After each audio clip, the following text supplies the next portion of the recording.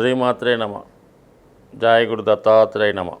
ఈ వీడియోలో మనం మే 26వ తారీఖు నుంచి జూన్ 1వ తారీఖు మధ్యలో జరగబోయే వార ఫలాలు మీనరాశి వారికి ఏ విధంగా ఉండబోతున్నాయి అన్న విషయాన్ని మనం ఈ వీడియోలో చర్చించే ప్రయత్నం చేద్దాం. మరి వార ప్రారంభంలో బుధుడు ధనస్థానంలోకి రావడం జరిగింది. ఒక కుటుంబ స్థానంలో ఈ బుధుడు రాక వల్ల కుటుంబ సభ్యుల మధ్య ఒక విధమైన మనస్పర్ధలు, వ్యతిరేకత వచ్చే అవకాశం ఉన్నది. అయితే మీ యొక్క వాక్చాతుర్యంతో అందరినీ కూడా సర్దుబాటు చేసి చిన్న చిన్న సమస్యల్ని అధిగమించే అవకాశం ఉంది. అలాగే ధనం కోసం మీరు చేస్తున్నటువంటి ప్రయత్నాలు ఫలించే అవకాశం ఉన్నది. అలాగే కుటుంబంలో ఉన్నటువంటి విద్యార్థుల కొరకు లేదా కుటుంబ సభ్యుల అవసరాల కొరకు తప్పనిసరి పరిస్థితుల్లో కొన్ని విలువైన వస్తువులు కానీ, కొంత వాహనాలు కానీ, లేదంటే బుక్స్ కానీ, కంప్యూటర్లు కానీ, ఇటువంటివి కుటుంబ అవసరాలకు కొన్ని ఎలక్ట్రానిక్ వస్తువులు, అధునాతనమైన వస్తువులు కొనవలసి ఉంటుంది. దానికోసం రుణ ప్రయత్నం చేస్తారు. అది సఫలీకృతం అవుతుంది. కొంతవరకు అది సామరస్యంగానే అనుకూలంగానే ఉంటుంది. అయితే మరి ఏదైనా చాలా ఇబ్బందులు, సమస్యలు ఈ సమయంలో మిమ్మల్ని ఇబ్బంది పెడుతుంటాయి. అంటే మీరు ధనాన్ని ఒక దాని కొరకు తెస్తే అది వేరే దానికి ఖర్చు అవ్వడం, అసలు సమస్య అసలుగానే ఉండిపోతుంటుంది. ఏదో ఒక బలహీనత వల్ల దాన్ని మీరు అధిగమించలేక కొంత ధనాన్ని వృధా అవ్వడం కానీ, సరే దేనికైనా పనికొస్తుందని కొంత ధనాన్ని దాద్దామనే ప్రయత్నం చేస్తారు. సో ఇవన్నీ జరిగే అవకాశాలు లేకుండా వచ్చే ఖర్చు అవ్వడం, ఇంకా దాచుకున్న ధనం కూడా ఖర్చు పెట్టే సూచనలు కూడా ఎక్కువగా ఉన్నాయి. అంటే ఎక్కువగా ఫైనాన్స్ ప్లానింగ్ చాలా జాగ్రత్తగా ఉండాలి. అంటే వృత్తి సంబంధించిన విషయాలు కూడా చాలా ఇబ్బందికరమైన పరిస్థితులు ఉన్నాయి. తప్పనిసరి పరిస్థితుల్లో ఏదైనా డిపార్ట్మెంట్ మారడం కానీ, వృత్తిలో మార్పు రావడం కానీ, అనుకోకుండా వృత్తిలో ఇబ్బందులు వచ్చి సెలవు పెట్టడం కానీ, కొంతవరకు వృత్తికి దూరంగా ఉండడం కానీ, ఇలాంటి సమస్యలు కొన్ని మీకు మరి ఈ వారంలో వచ్చే అవకాశం ఉన్నది.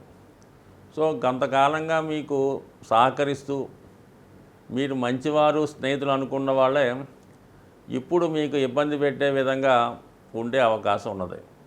అందువల్ల ఏంటంటే ఈ సమయంలో మీరు ఎవరిని కూడా సంపూర్ణంగా నమ్మకుండా మీ యొక్క సొంత ఆలోచన కూడా ఉపయోగించి ఏ నిర్ణయం తీసుకున్నా కూడా దాన్ని జాగ్రత్తగా వ్యవహరించండి. అయితే గతంలో కొంత బెటర్గా ప్రస్తుతం 12వ స్థానంలో ఉన్నటువంటి శనిగ్రహ సంచారం, మరి శని భగవానుడు గురు నక్షత్రం మీదకి మారడం వల్ల, రాష్ట్రాధిపతి నక్షత్రంలోకి రావడం వల్ల కొంత ధైర్యం జాతకుడికి వస్తుంది.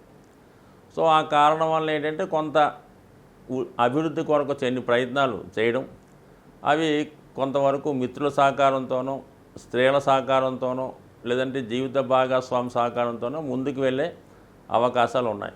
ఏదన్నా ఈ వారం అంతా కూడా మీరు చాలా జాగ్రత్తగా వ్యవహరించండి. ఏ విషయంలో కూడా తొందరపడద్దు. అలాగే చాలా వరకు మీ యొక్క వ్యక్తిగత అలవాట్లని, ఆలోచనల్ని కంట్రోల్ పెట్టుకునే మార్గం చేసుకోండి.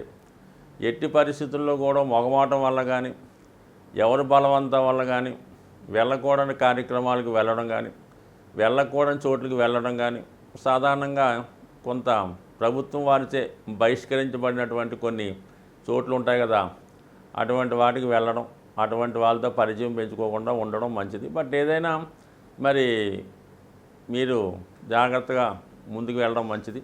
సో దీని ప్రభావం వల్ల ఫ్యూచర్లో కూడా కొన్ని ఇబ్బందులు వస్తాయి. కాబట్టి ఈ ప్రస్తుతం ఏంటంటే చాలా వరకు చాలా సింపుల్గా ఉండడం మంచిది. ఎక్కువగా దైవం మీద భక్తి పెంచుకొని ఏదో ఒక దైవ కార్యక్రమంలో పాల్గొంటూ మీరు కాలక్షేపం చేయడం మంచిది. శ్రీమాత్రే నమ. ఈ వారంలో అన్ని రాశుల వారికి ఏ రాశి వారైనా ఏ ఇబ్బందుల్లో ఉన్నా వాళ్ళు తొందరగా ఆ సమస్యల నుంచి బయటపడే విధంగా మరి ఈ వార ప్రారంభంలోనే మీకు సంకటహర చతుర్థి రావడం జరిగింది. సో ఆ కారణం వల్ల ఈ ఆదివారం రోజు చాలా వరకు ఏదైనా ఫంక్షన్లో, పార్టీలో అటువంటి వాటికి కాకుండా ఖచ్చితంగా ఈరోజు దగ్గరలో ఉన్నటువంటి విఘ్నేశ్వర ఆలయాన్ని దర్శించి అక్కడ జరుగుతున్నటువంటి హోమంలో కానీ అభిషేకంలో కానీ పాల్గొనడం మంచిది.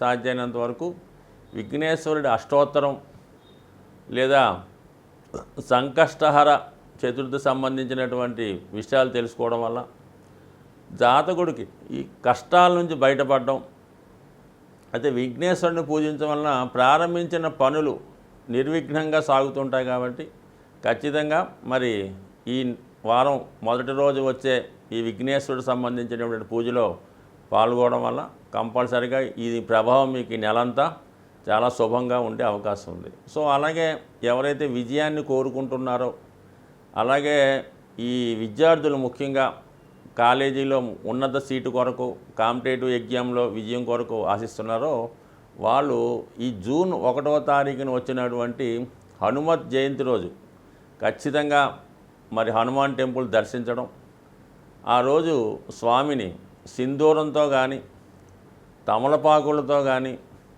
పూజ చేయడం వల్ల కంపల్సరీగా మీ యొక్క విజయం లభించే అవకాశం ఉంది. అది వీల్లేని వారు ఇంటి దగ్గరే శుభ్రంగా తలస్నానం చేసి మరి హనుమాన్ని విధి విధానంగా మీ తోచిన విధంగా పూజ చేసుకొని హనుమాన్ చాలీసా పారాయణ వల్ల కంపల్సరీగా మీకు విజయం లభించే అవకాశం ఉంది. కాబట్టి మరి ఏదైనా ఈ జ్యోతిష్యాన్ని, గ్రహాల గమ్యాన్ని నమ్ముతున్నవారు అతి రేరుగా వచ్చే కొన్ని ఇలాంటి పండగలు పాటించడం వల్ల, అలాగే ప్రతీ నెల వస్తున్నటువంటి మాస శివరాత్రి, అలాగే ఈ ఏకాదశులు, ఈ సంకష్టాల చతుర్థి లాంటివి పాటించడం వల్ల జాతకుల మీద గ్రహాల యొక్క ప్రభావం తగ్గి భగవంతుని యొక్క అనుగ్రహంతో అన్ని కార్యక్రమాలు చాలా సజావుగా సాగుతుంటాయి. అసలు మీకు జాతకాలు, ఈ జ్యోతిష్యం, ఈ వారఫలాలు, మాసఫలాలతో పని లేకుండా ప్రతి పని కూడా విజయవంతంగా వెళ్ళాలంటే మీరు కంపల్సరిగా ఆ పర్వదినాల్లో, ఆ నెలలో వచ్చే పండుగలు ఎంతో కొంత మీరు చేసుకోవడం వల్ల ఖచ్చితంగా మీ యొక్క లైఫ్ సజావుగా హ్యాపీగా సాగే అవకాశం ఉంటుంది. స్వస్తి.